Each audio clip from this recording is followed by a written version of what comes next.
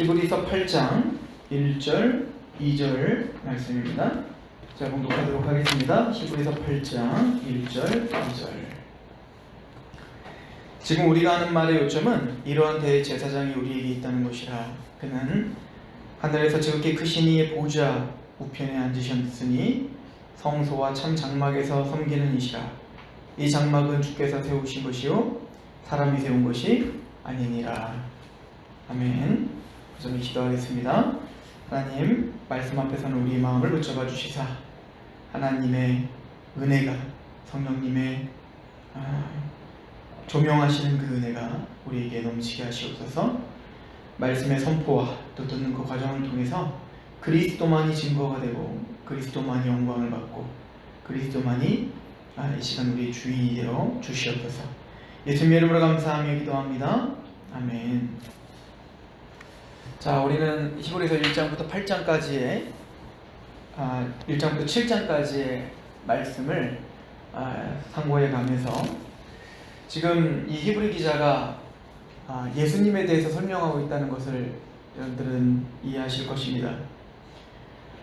특별히 예수님이 누구신가, 또 지금 설명되어지는 그 예수님은 무엇을 하시는 분인가, 그러면 그 예수님 앞에 우리는 어떻게 서 있어야 되는가. 사실은 이 이야기를 히브리 기자는 우리에게 계속 해오고 있었습니다. 히브리서 1장에 예수님을 소개하기를 1장 1절에 옛적의 선지자들을 통하여 여러 부분과 여러 모양으로 우리 조상에게 말씀하신 하나님이 이 모든 날 마지막에는 아들을 통하여 우리에게 말씀하셨으니 이는 이 아들을 만유의 상속자로 세우시고 또 그로 말미암아 모든 세계를 지으셨다. 그러니까 예수님은 모든 계시의 완성이시며 예수님만이 하나님과 그의 나라를 보여줄 수 있는 유일한 통로이시다. 이거를 먼저 설명을 하죠. 그런데 예수님은 그냥 하나님을 보여주는 도구가 아니라 예수님은 만유의 상속자이실 뿐 아니라 모든 세계를 지으셨다. 그러니까 예수님은 창조자다. 이게 히브리서에서 예수님을 소개하는 첫 번째 소개이죠. 요한복음도 마찬가지죠. 요한복음도 예수님을 소개할 때 제일 먼저 앞세우는 게 뭐죠? 태초에 말씀이 계셨다. 그분은 말씀이라는 거예요. 그죠? 그분은 계시이시다. 근데 그 말씀은 육신 가운데 우리 가운데 거하심에 우리가 그 영광을 본 독생자 영광이요 은혜와 진리가 충만한 그 하나님의 영광으로 충만하신 분인데, 요한복음 1장 1절에 태초에 있는 말씀이 하나님과 함께 계셨는데 그 말씀이 곧 하나님이시오 그 말씀으로 만물이 지어졌다. 그러니까 모든 사도들은 바로 예수님이 하나님이시며 창조자 되신다, 이것을 강조하죠. 그래서 1장 10절에도 보면 주여 태초에 주께서 땅의 기초를 두셨습니다. 그러니까 모든 땅을 창조하신 분이 바로 예수님이심을 고백을 합니다. 그 예수님이 하나님이신데 그 예수님을 통하여 구원받는 우리 복음의 이야기는, 그래서 히브리 기자에게는 구원도 그냥 구원이 아니라 큰 구원이라고 이야기를 하고 있다고요.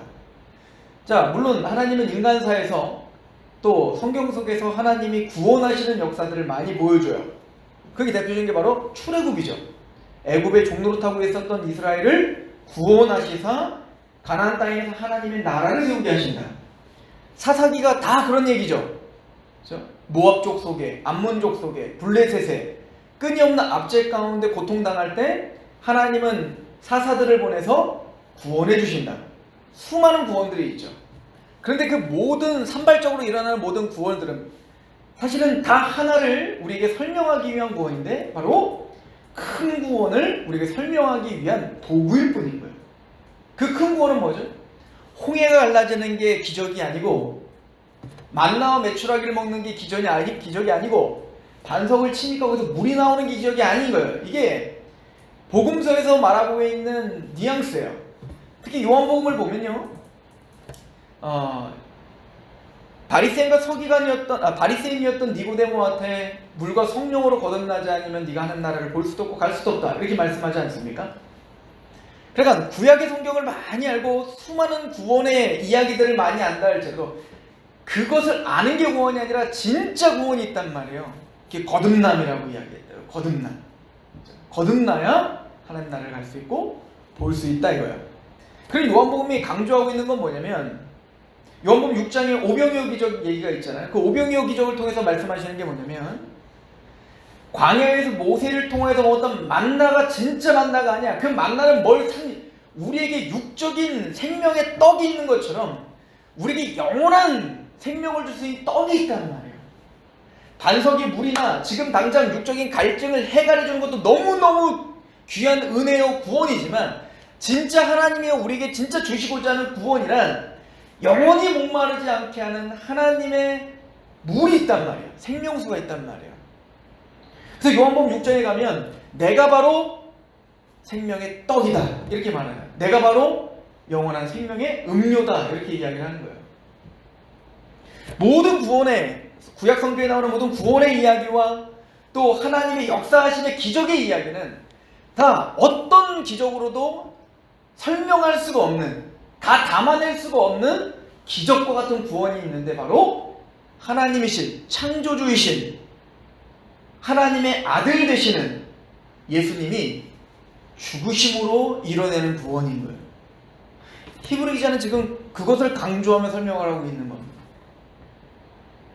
그래서 2장 1절을 보시면 그러므로 우리는 들은 것에 더욱 유념함으로 우리가 흘러떠내려 가지 않도록 함이 마땅하니 천사들을 통하여 하신 말씀이 견고하게 되어 모든 범죄함과 순종하지 아니함이 공정한 보응을 받았거든. 우리가 이같이 큰 구원을 등한히 여기면 어찌 그 보응을 피하리요.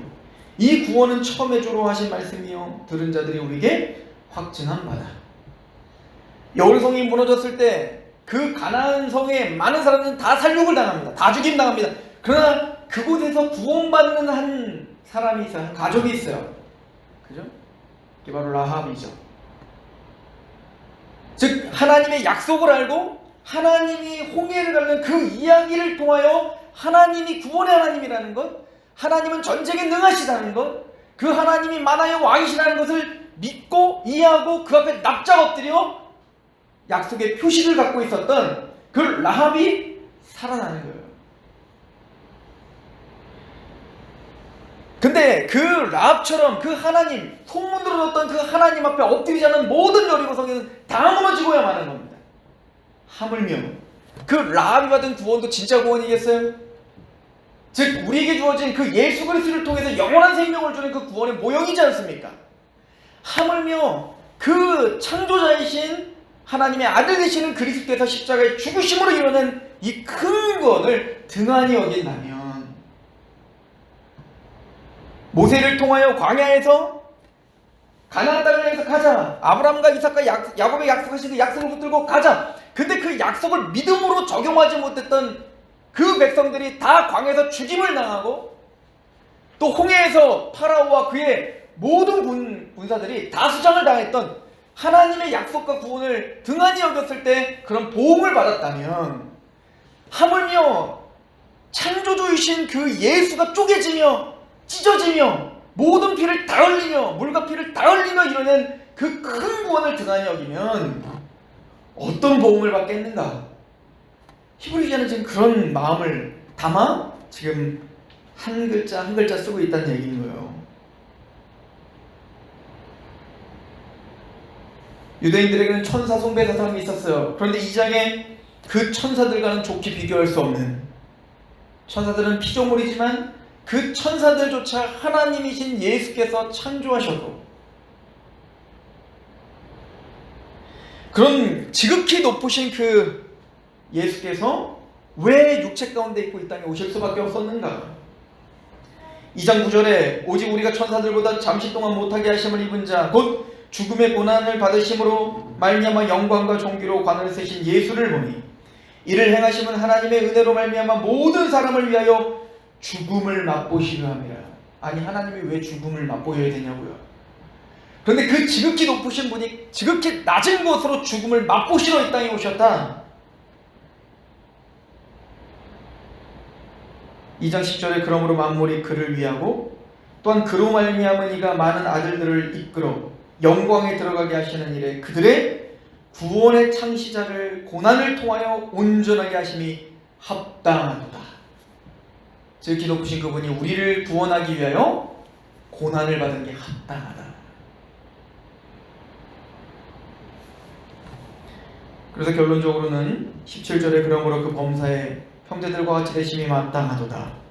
이는 하나님의 일에 자비하고 신실한 대제사장이 되어 백성의 죄를 속량하려 하시니라. 그가 시험을 받아 고난을 당하셨은즉 시험 받는 자들을 능히 도우실 수 있느니라. 우리를 도우시기 위하여 지극히 높으신 예수께서 이 땅에 육체를 입고 오시고 죽임당하셨다. 그래서 3장 1절 뭐라고 하죠? 그러므로 함께 하늘의 부르심을 받은 거룩한 형제들아, 우리가 믿는 도리의 사도시며 대제사장이신 예수를 어떻게 하라? 깊이 생각하라. 예수님을 배우라는 거예요. 그리고 그 예수님을 아는 지식으로 자라가라는 거예요. 끊임없이 묵상하라는 거예요. 그 예수님이 누구신지, 그 예수님이 얼마나 영광스러우신 분인지, 그 예수님을 통해서 우리에게 베푸신 하나님의 크신 은혜와 능력이 무엇인지 되새김질하라는 겁니다.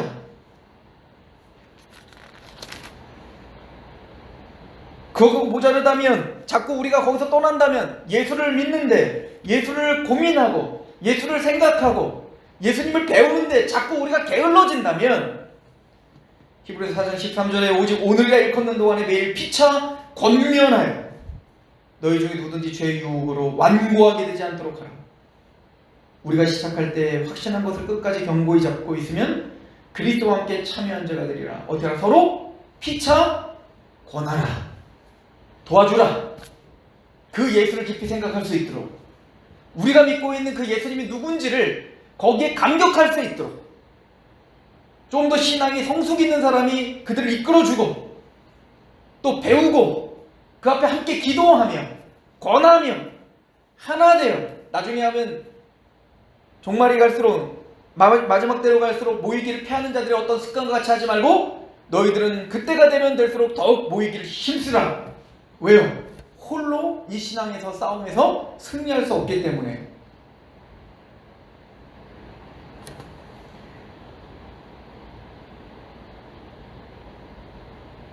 그리고 4장에 우리가 하나님의 말씀 앞에 서야 되는 이유에 대해서 이야기합니다.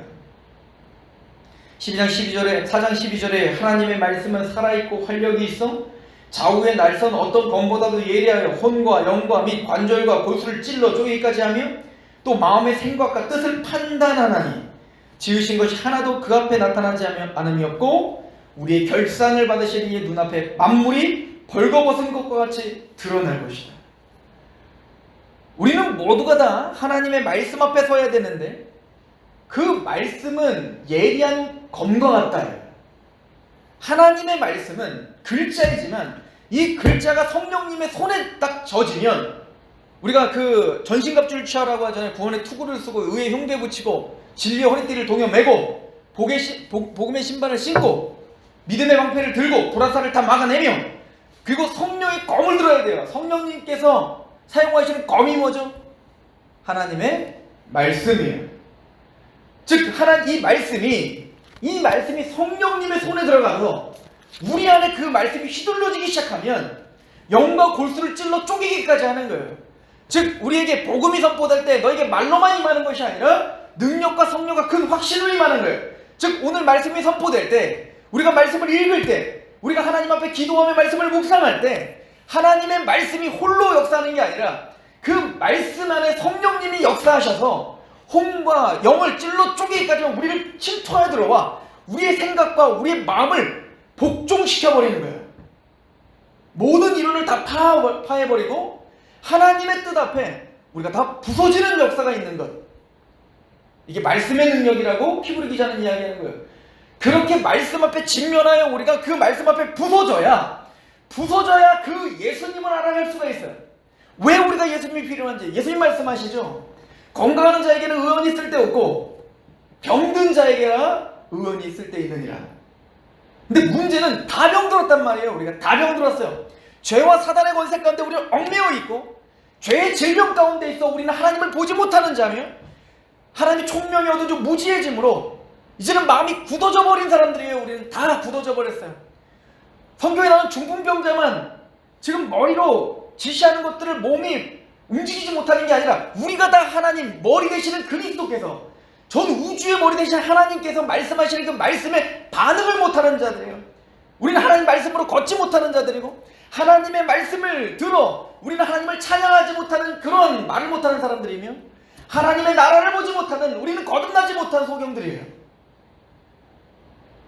근데 문제는 병이 들었는데 병이 들지 않았다고 우기는 사람들이 세상인 거예요. 하나님의 말씀은 우리를 직면하게 하는 겁니다. 내가 병들었구나, 내가 죄인이구나, 내가 봐야 될 걸 못 보는 자였구나, 내가 알아야 될 거를 마땅히 알고 감격해야 될 걸 감격하지 못하는, 그렇게 내 마음이 무감각한 그러한 강팍한 자가 되었구나. 말씀이 우리를 찔러 쪼개기까지 하며 우리를 기경시키는 거예요. 히브리서 4장 12절부터 13절까지 왜 말씀을 해서 우리의 죄를 다 드러내야 된다고 하죠? 그래야 예수가 보여요. 그래야 예수님이 의미가 있다고. 내가 보지 못합니다, 내 눈을 뜨게 해주십시오. 내가 걷지 못합니다, 나를 걷게 해주십시오. 예수님을 만나게 하여 지붕을 뜯어내며 어쩌든 누가 뭐라고 하든 그 예수 앞에 지금 걷지 못하는 중풍병자인 그 친구를 내려보내는 그 마음, 심령이 가난한 마음 말입니다. 다윗의 자손이요 라고 외쳤지만 많은 사람들이 조용하라 라고 해도 전혀 그게 들리지 않아요. 나를 조롱하곤 나를 핍박하고 아무 소리가 들리지 않아요. 다윗의 자손이요, 나의 눈을 뜨게 해주십시오. 당신이 아니면 나라 사활을 걸고 예수님을 붙잡는 그 마음은 말씀 앞에 우리가 어떤 존재인지를 알아야 그 작은 심령에 가난함이 있단 말이죠.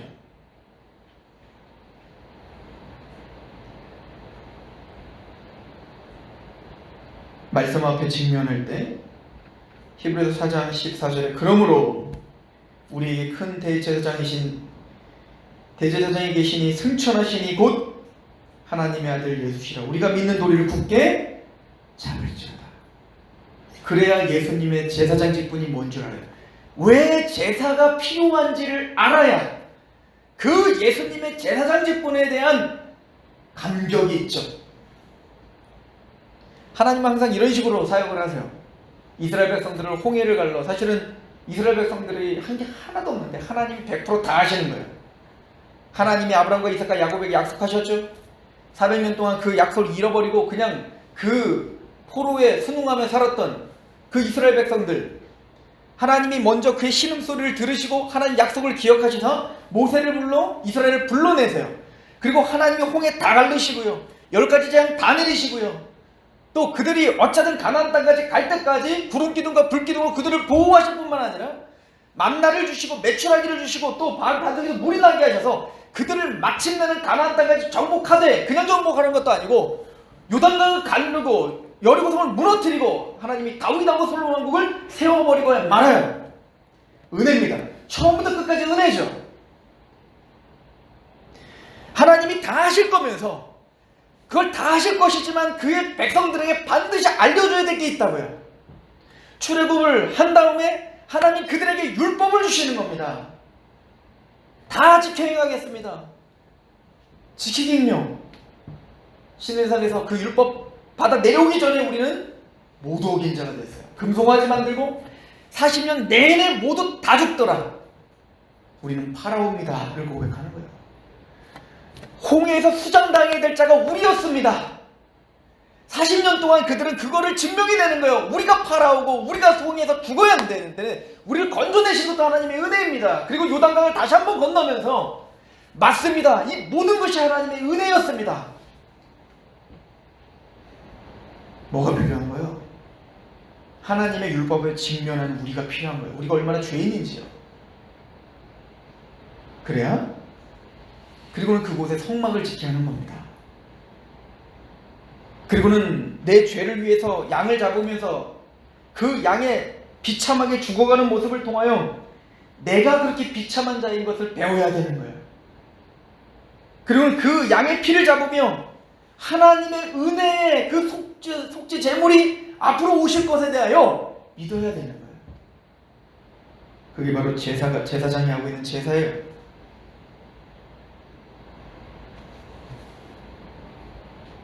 우리의 속건제가 되시고 속죄제물이 되시기 위하여 지극히 높으신 예수께서 피조물인 우리를 구원하기 위하여 이 땅에 육체를 입고 와 죽음을 맛보셨다. 그 큰 대제사장이 누구인지 깊이 생각하라는 거예요. 신앙생활은 간단히 말하면 복잡하게 말을 하지만 한마디로 말하면 예수 알아가는 겁니다. 그럼 예수 믿고 구원받은 우리는 무슨 목적지를 향해서 가요? 예수 알아가는 겁니다. 말씀을 보는 이유가 거기 있고 찬양을 하며 기도를 하며 우리가 고군분투하며 이 땅을 살아가는 그 목적지가 어디냐? 예수 알아가는 겁니다. 예수의 은혜가 얼마나 풍성한지, 예수의 영광이 얼마나 영화로운지. 왜냐면 우리 모두 다 그 예수를 닮아가야 되거든요. 마침내 그리스도의 장성한 분량을 우리를 자라게 만드실 거거든요. 그리스도 안에서 예정되었고 그리스도 안에서 구속당하고 그리스도 안에서 성령의 인치심을 받았고 그리스도 안에서 우리는 영광과 찬송이 되거든요. 그래서 예수를 알아가야 된다고 성경은 계속 이야기하고 있는 거예요.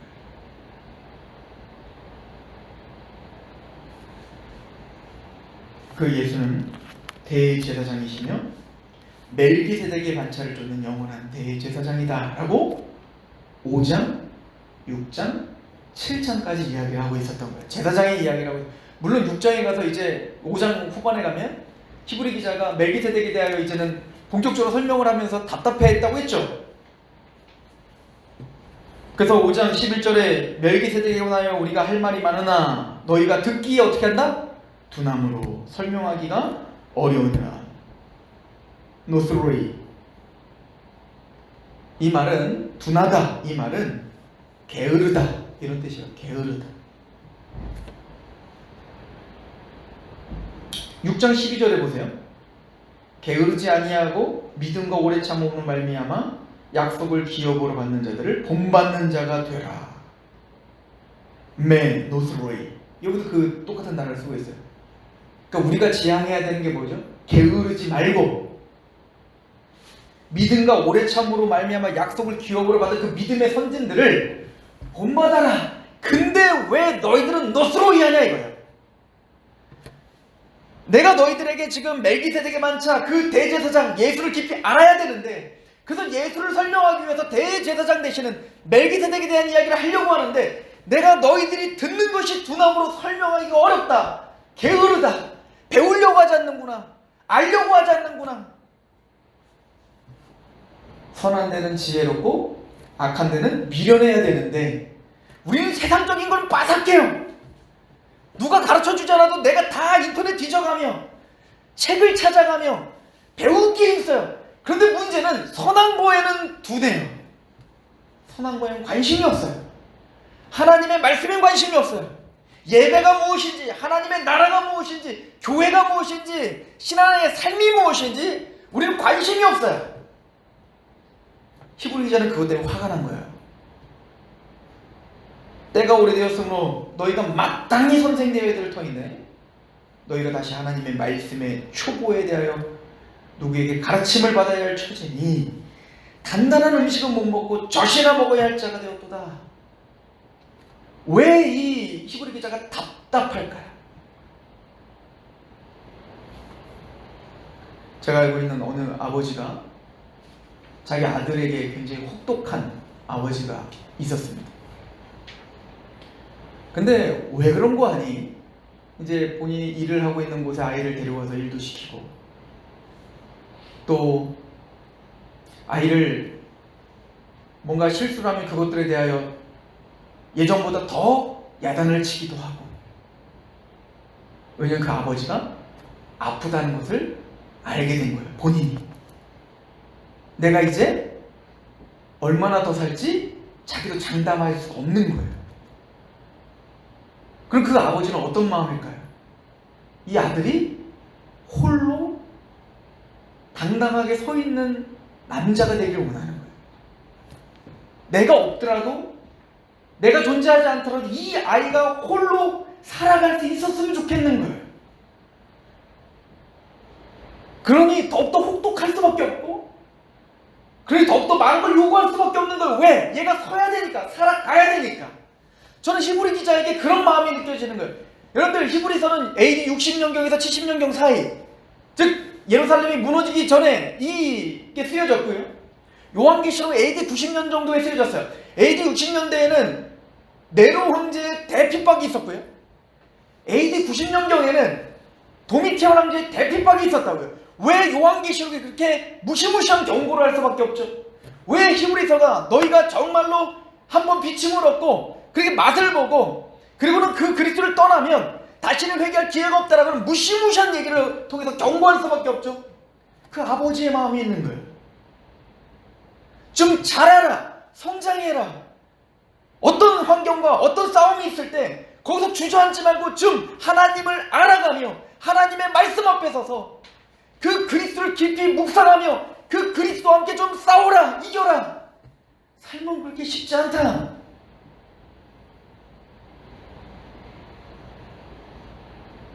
그래서 6장 1절부터는 그 심각한 경고를 하고 있는 겁니다. 그리고 결론은 성장해라, 자라가라.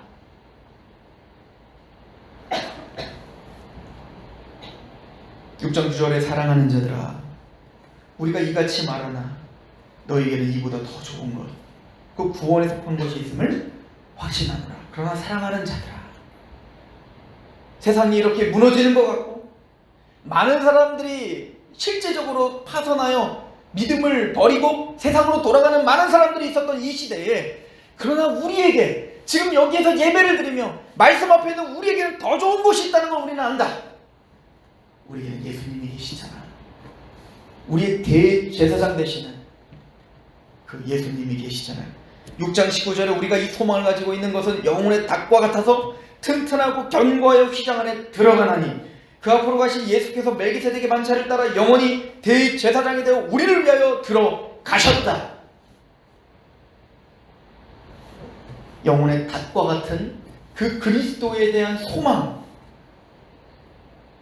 폭풍이 칠 때 조그만 배가 먼저 그 굵은 밧줄을 들고 육지로 가서 육지의 그 커다란 바위에 전혀 뽑히지 않는, 어떤 폭풍으로도 뽑히지 않는 그 큰 바위나 나무에 꽁꽁 묶어 폭풍과 치고 깨지더라도 그 배를 든든히 지켜주고 있는 그 닭과 같이 그리스도께서 우리를 앞서 대제사장이 되셔서 우리의 모든 죄를 짊어지시고 본인이 십자가의 죽으심으로 말미암아 단번에 하나님의 성소로 들어가셔 하나님의 나라에 우리를 꽁꽁 묶어놨다.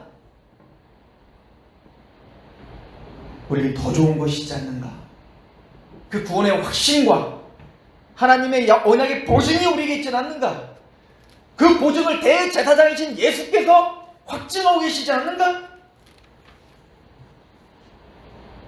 그리고 7장에 레위지파 제사장보다 탁월하고 월등하고 영광스러우신 멜기세덱의 만녀를 쫓은 영원한 대제사장을 설명하는 거예요.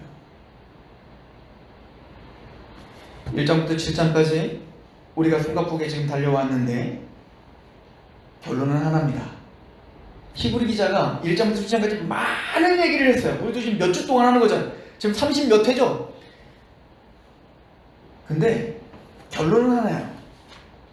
히브리서 8장 1절 오늘 본문, 지금 우리가 하는 말의 요점은, 그래서 내가 진짜 하고자 하는 얘기는 이러한 대제사장이 우리에게 있다는 것이다. 이게 우리의 요점이에요. 이러한 대제사장이 우리와 동행하고 있고 그 대제사장이 살아계셔서 오늘 우리와 함께 있다는, 그게 중요한 거다.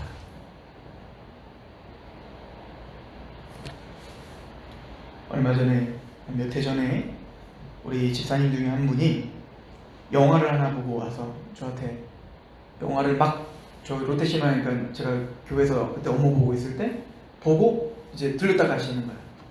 근데 아마 암살이라는 영화를 본 것 같습니다. 그게 독립운동 영화였었죠. 그때 저에게 와서 막 흥분을 해갖고 온 거예요. 와갖고 저한테 그래요. 목사님, 제가 이제 깨달았어요. 뭘 깨달았어요? 우리는 독립운동가입니다. 이게 뭔 말입니까? 그 영화를 보니까 당시 암울한 이 조국의 상황 속에서 일제의 그 만행 앞에 두 가지 반응을 하는 백성이 있더라는 거예요. 한쪽은 소수이고 한쪽은 다수예요. 소수의 사람들은 자신의 생명과 자신의 가족과 자신의 모든 재산을 담보로 내어 던지며 조국을 위해 투신했던 독립운동가들이고, 세 부류가 있겠군요.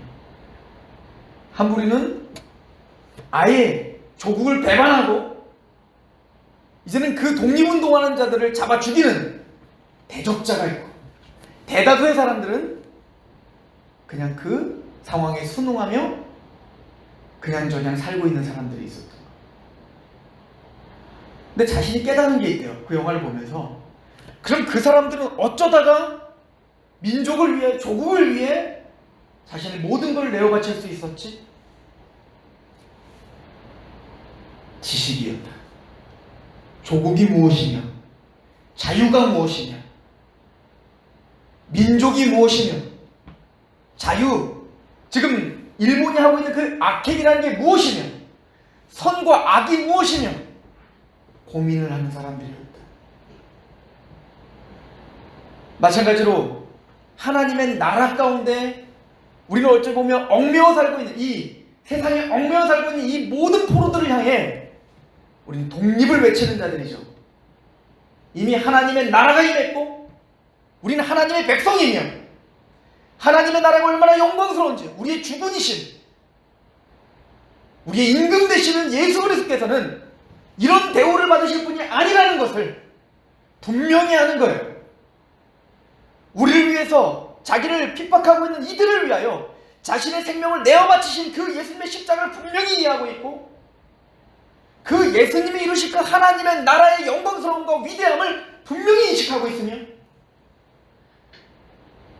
우리의 우선순위가 어디가 있어야 되며 하나님께 예배는 무엇이며 교회가 무엇인지를 분명히 알고 있기에 십자가의 길을 힘있게 걷는 사람들이 있는 거예요.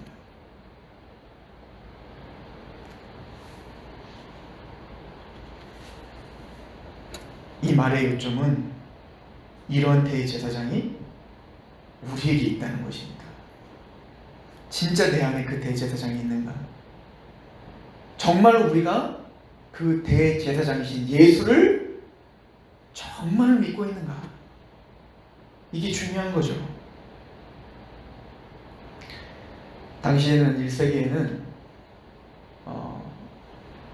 왕과 제사장을 함께 쓰는 게 사실은 이교 사회에서는 굉장히 그냥 보편적인 거였습니다. 예를 들어서 황제들은 신의 대리자요 제사장이라고 이야기를 했단 말이에요.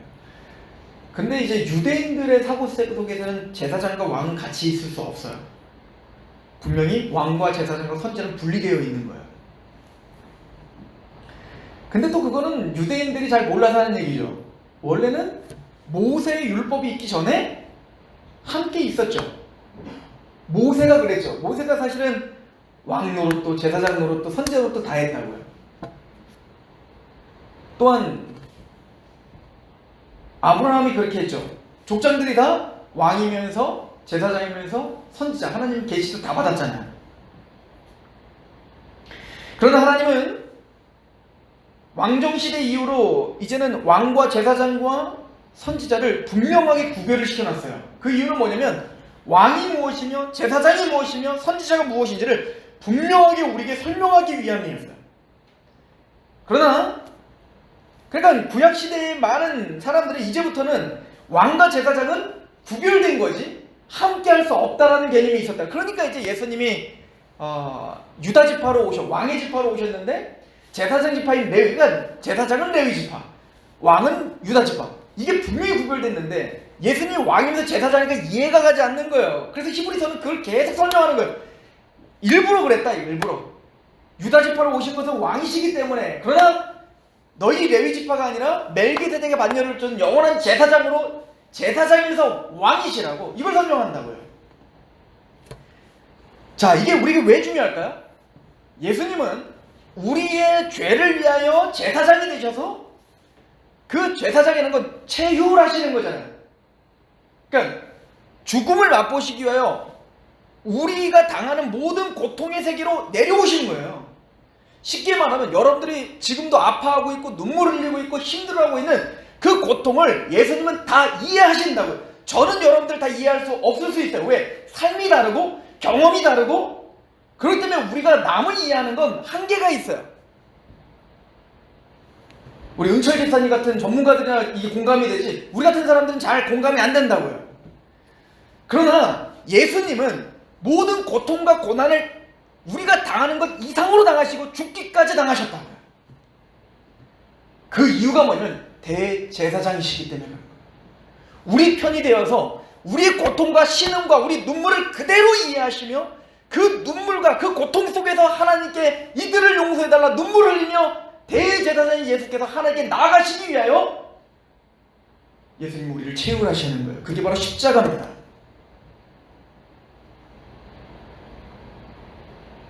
근데 그분은 왕이시라는 거예요. 이게 사실은 시편 110편에 선포된 겁니다. 우리 시편 110편 볼까요?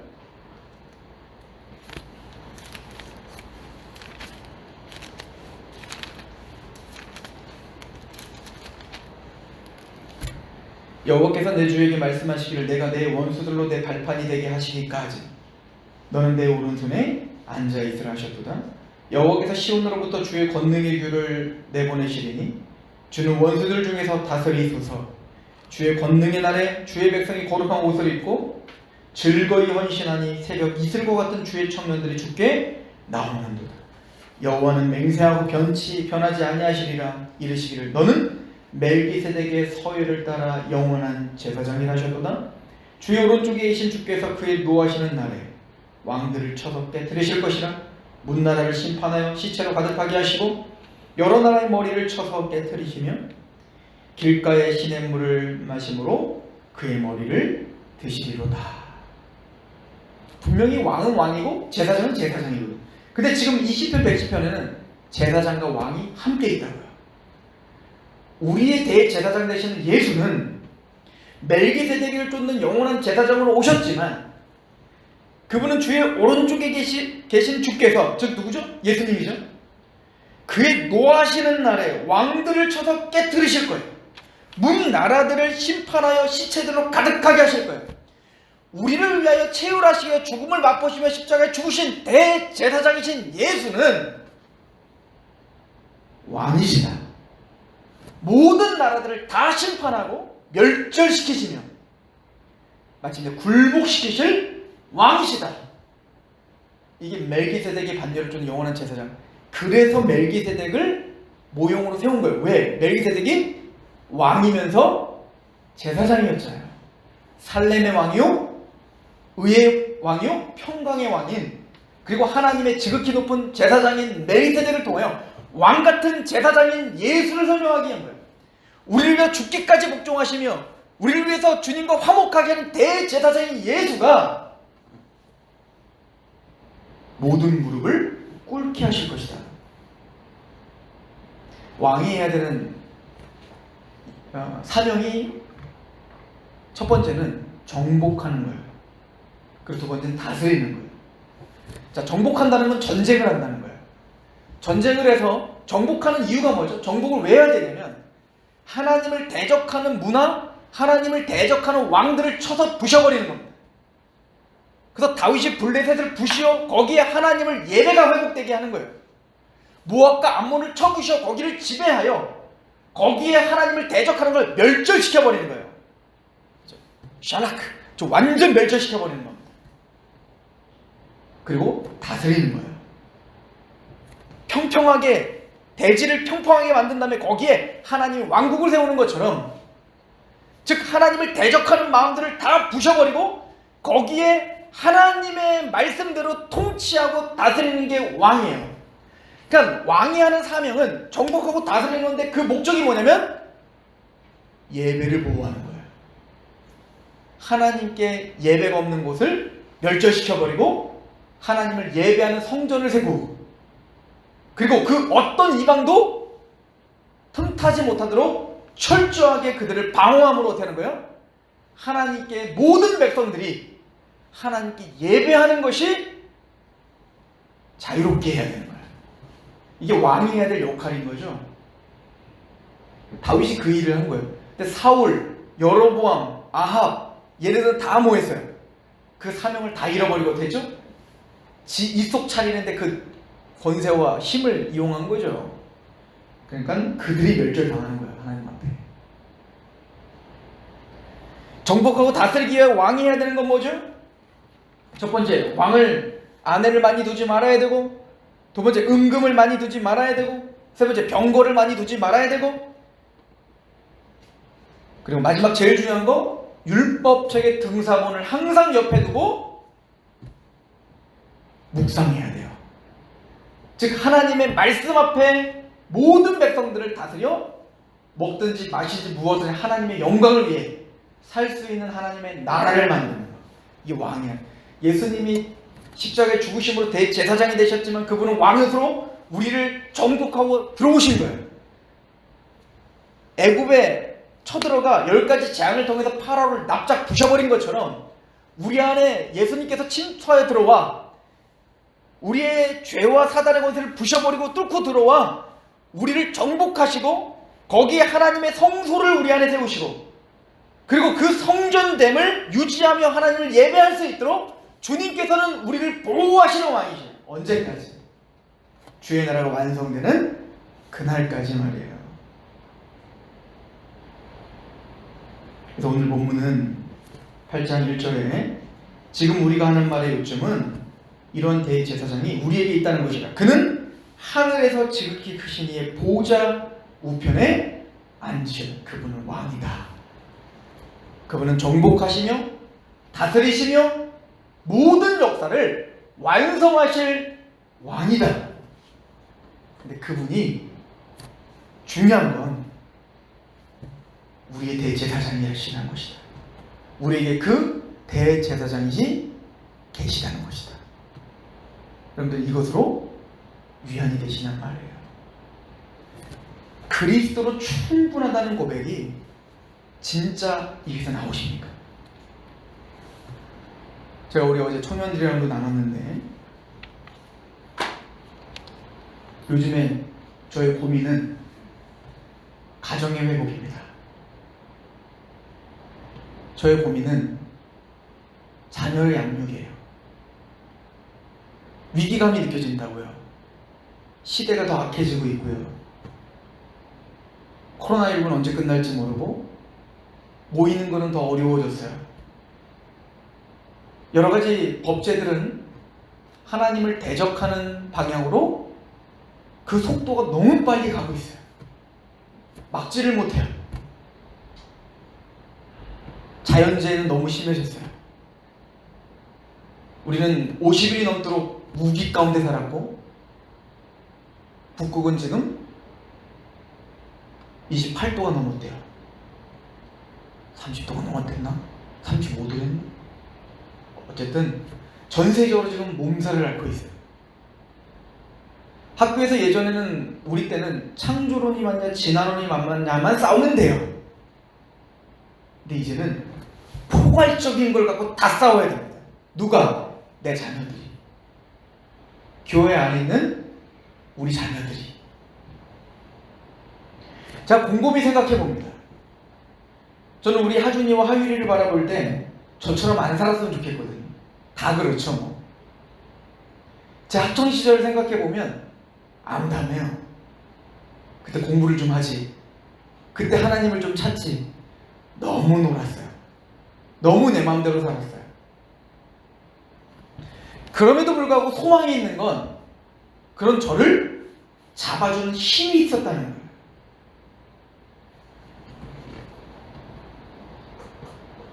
제가 우리 아들을 한번 생각해보면 우리 아들이 앞으로 어떤 일을 당할지는 모르겠어요. 그죠? 성적이 떨어져 힘들어할 수도 있고, 직장이 안 잡힐 수도 있고, 대학을 떨어질 수도 있고, 친구들이 왕따를 당할 수도 있고, 때로는 시련을 당해서 정말 죽고 싶은 마음이 들 수도 있고, 우리가 생각할 때는 뭐 그냥 다 지나가는 거지 하지만 그때 정말 심각한 거거든요. 정말 가슴이 아플 정도로 심각한 거예요, 그런 건 다. 근데 문제는 정말 내 자녀를 위하여 생명도 내어줄 수 있을 것 같은데, 그렇지 않아요? 그런데 그런 사랑하는 그 자녀를 위해서 내가 할 수 있는 게 참 아무것도 없다는 것을 느껴요. 내 자녀와 함께 학교에 같이 갈 수도 없고요. 좋은 친구를 돈으로 사갖고 붙여줄 수도 없고요. 이 아이가 병들지 어떻게 될지 전혀 알 수가 없어요. 제가 암에 걸렸을 때 저희 어머니가 해줄 수 있는 게 아무것도 없어요. 우리는 지극히 사랑해, 내가 너를 위해서 모든 걸 다 해줄게 라고 호언장담을 하고 있지만, 막상 우리는 아무것도 할 수 없는 연약한 자라는 걸 너무너무 잘 알아요. 그러면 이 아이를 위해서 내가 할 수 있는 건 딱 하나밖에 없어요. 어떤 상황이 오든 어떤 환경이 오든 얘가 좀 씩씩했으면 좋겠는 거예요. 얘가 싸울 수밖에 없어요. 내가 대신 싸워줄 수 없잖아요.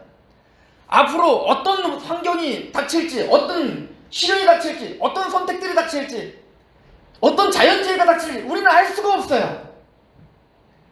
그러면 그 아이는 그 아이 스스로 서 있어야 되고, 그 아이 스스로 극복해낼 수 있는 힘이 있어야 된다고요.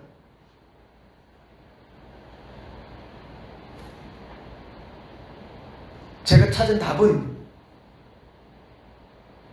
예수님이었어요. 내 사랑하는 자매가 예수님 만났으면 좋겠는 거예요.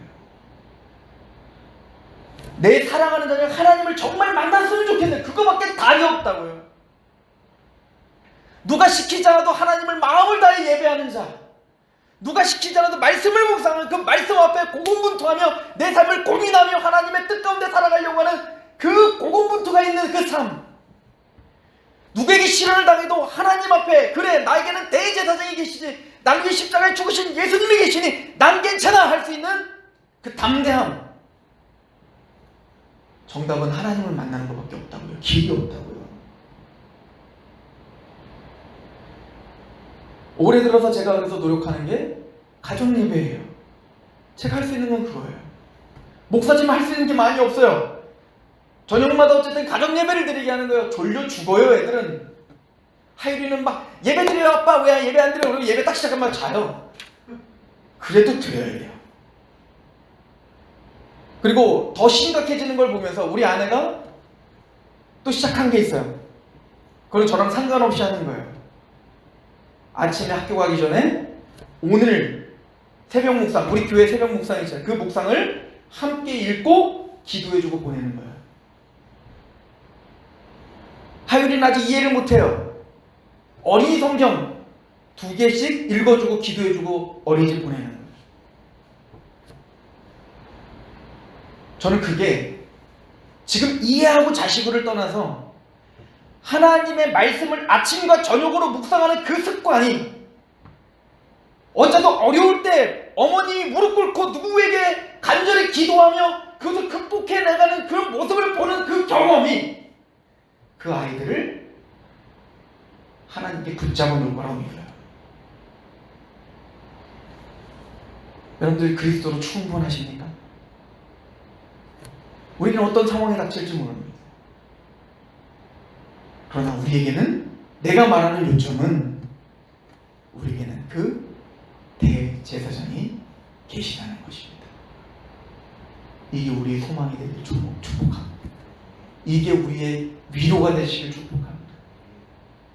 아까 이진호 장로님이 기도하시는데 이런 리모델링된 교회당을 주셔서 감사합니다.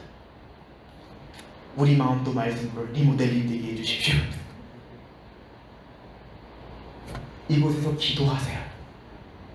다시 말씀을 시작하십시오. 가정을 위해 눈물을 흘리시고, 자녀를 위해 눈물을 흘리시고, 하나님의 복음 가운데 또 나의 삶 가운데 그리스도로 충분합니다 라고 하는 고백이 나올 수 있도록 하나님 우리를 좀 붙잡아 주십시오. 엘리사가 엘리야에게 나에게 갑절의 은혜를 좀 주십시오. 왜? 나는 감당할 수 있는 힘이 없으니까. 당신처럼 그렇게 감당할 자신이 없으니까 나에겐 갑절의 은혜가 필요합니다. 사도 바울도 그렇게 힘들었고 오히려 나는 곤고한 사람이라고 그렇게 외쳤다면 하나님 사도 바울보다 갑절의 은혜가 나에게 있어야 됩니다. 난 연약한 자이기 때문에.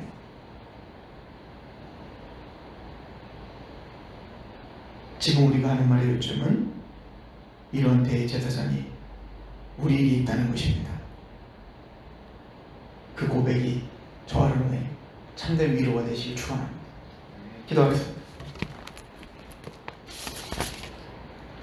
하나님 아버지 너무나 감사합니다. 우리가 하나님의 말씀 앞에 있습니다. 말씀을 읽고 기도를 하고 또 말씀 앞에 있지만 여전히 부족하고 또 부족한 우리들입니다.